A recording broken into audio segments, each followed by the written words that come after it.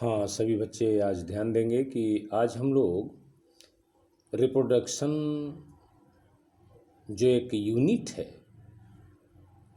उसमें जो पहला चैप्टर था रिप्रोडक्शन इन ऑर्गेनिज्म और दूसरा चैप्टर है sexual reproduction in flowering plant. तो जो sexual reproduction in flowering plants के बारे में हम लोग आज अध्ययन करेंगे कि जो फ्लावरिंग प्लांट्स हैं, एंजियोस्पर्म के जो पौधे हैं जिसमें फूल खिलते हैं, फूल लगते हैं, वे सेक्सुअल रिप्रोडक्शन कैसे करते हैं।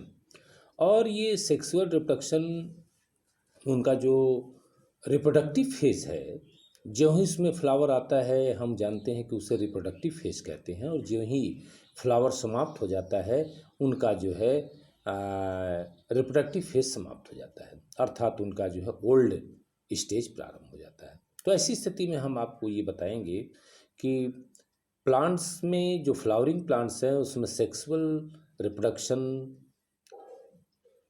किस प्रकार से संपन्न होता है, और ये पौधों में जो फ्लावर खिलते हैं उनमें कौन कौन से रिप्रोडक्टिव ऑर्गन हैं, और ये फ्लावर क्या एक ही फ्लावर में दोनों प्रकार के रिप्रोडक्टिव ऑर्गन हैं या केवल एक प्रकार के हैं, फिर इस तरह से इनका नामकरण कैसे होता है जैसा पिछले चैप्टर में इस पर चर्चा भी हुआ है।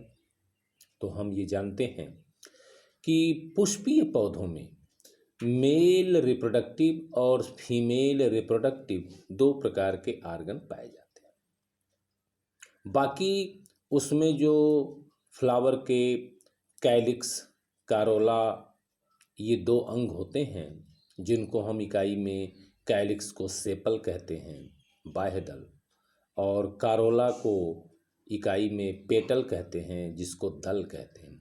तो इस तरह से ये बाह्य दल और दल या सेपल और पेटल ये दो असेसरी अंग कहलाते हैं। ये सब सहायक अंग फ्लावर कहलाते हैं। ये रंगीन भी होते हैं और ये विभिन्न प्रकार के कलर प्रदान करते हैं। कहीं गंध, मकरंद, ये भी आकर्षण का ये केंद्र होता है। ये सभी चीज़ें, चाहे वो रंग हों, मकरंद हों या उनके गंध हों, ये सभी सेक्सुअल रिप्रोडक्शन के लिए सहायक सामग्री की आपूर्ति करते हैं, अर्थात ये सहायक सामग्री के रूप में पाए जाते हैं। अब हम ये जानना है कि जब एक पुष्प में मेल रिप्रोडक्टिव ऑर्गन और फीमेल रिप्रोडक्टिव ऑर्गन अगर दोनों हों तो उन्हें हम बाइसेक्सुअल फ्लावर कहते हैं। और इसी प्रकार से अगर केवल फ्लावर में एक ही रिप्रोडक्टिव ऑर्गन है तो उसे हम यूनिसेक्सुअल कहते हैं। अब यूनिसेक्सुअल में अगर वो मेल रिप्रोडक्टिव ऑर्गन है तो उसे हम यूनिसेक्सुअल स्टैमिनेट कहते हैं, यूनिसेक्सुअल स्टैमिनेट फ्लावर। और यदि वह यूनिसेक्सुअल में उस फ्लावर में फीमेल रिप्रोडक्टिव ऑर्गन है तो हम उसे कहेंगे यूनिसेक्सुअल पिस्टिलेट फ्लावर। माने unisexual pistillate flower contain only female reproductive organ और unisexual staminate flower contain only male reproductive organ. अब मेल रिप्रोडक्टिव ऑर्गन को हम एंड्रोसियम या पुमंग कहते हैं, लेकिन हम अगर इसकी इकाई जाने तो इसे हम स्टमेन या पुंकेसर कहते हैं। इसी प्रकार जब फीमेल रिप्रोडक्टिव ऑर्गन पुष्प में होते हैं तो उन्हें हम जायांग या गाइनोसियम कहते हैं। जायांग को यूनिट में हम कार्पेल या अंडप कहते हैं। तो जैसा कि मैंने बताया कि फ्लावर में स्टमेन और कार्पेल ये दो मेल और फीमेल रिप्रोडक्टिव ऑर्गन हैं। स्टमेन में 3 पार्ट होते हैं, फिलामेंट, कनेक्टिव और एंथर। तो फिलामेंट, कनेक्टिव और एंथर, जिसमें जो एंथर भाग है यह परागकण या पॉलन ग्रेन का निर्माण करता है, और यही पॉलन ग्रेन एंथर से निकल करके यह फीमेल फ्लावर या फीमेल रिप्रोडक्टिव आर्गन कार्पेल के स्टिग्मा पर पहुंचता है और वहीं अंकुरित होता है, जिस क्रिया को हम पॉलिनेशन कहते हैं, परागण कहते हैं। ये जो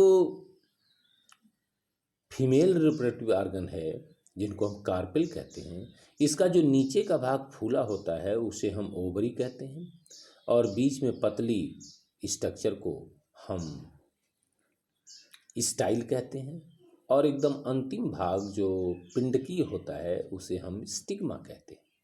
तो अगर हम देखें तो कार्पेल में भी ओवरी, स्टाइल, स्टिग्मा और जो मेल आर्गन है स्टमेन, उसमें फिलामेंट, कनेक्टिव और एंथर।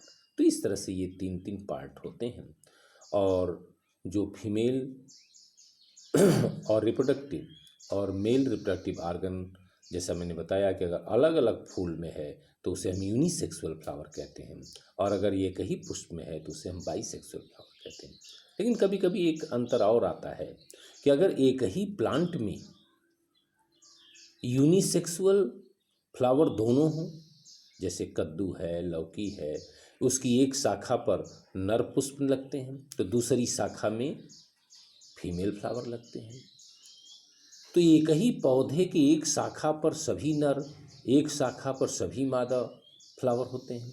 तो ऐसे फ्लावर, ऐसे प्लांट्स को हम मोनोसियस प्लांट कहते हैं। लेकिन अगर एक प्लांट पर केवल नर फ्लावर हो और एक प्लांट पर केवल मादा फ्लावर हो तो अब हम इसे डायोसियस प्लांट कहते हैं। फ्लावर तो यूनिसेक्सुअल है लेकिन प्लांट वो डायोसियस कहलाएगा। तो मोनोसियस और डायोसियस दो तरह के प्लांट होते हैं। मोनोसियस प्लांट पर भी यूनिसेक्सुअल फ्लावर होते हैं, डायोसियस प्लांट पर भी यूनिसेक्सुअल फ्लावर होते हैं, लेकिन डायोसियस प्लांट पर केवल एक प्लांट में एक ही प्रकार का फ्लावर होगा, चाहे वो यूनिसेक्सुअल में नर हो या फिर मादा हो, जैसे पपीता और खजूर। लेकिन अगर मोनोसियस प्लांट है तो प्लांट एक ही है लेकिन उसके एक शाखा पर नर तो दूसरी शाखा पर मादा, अर्थात एक प्लांट में दोनों प्रकार के फ्लावर हैं। तो ऐसे प्लांट को हम मोनोसियस कहते हैं, जबकि फ्लावर यूनिसेक्सुअल कहलाते हैं।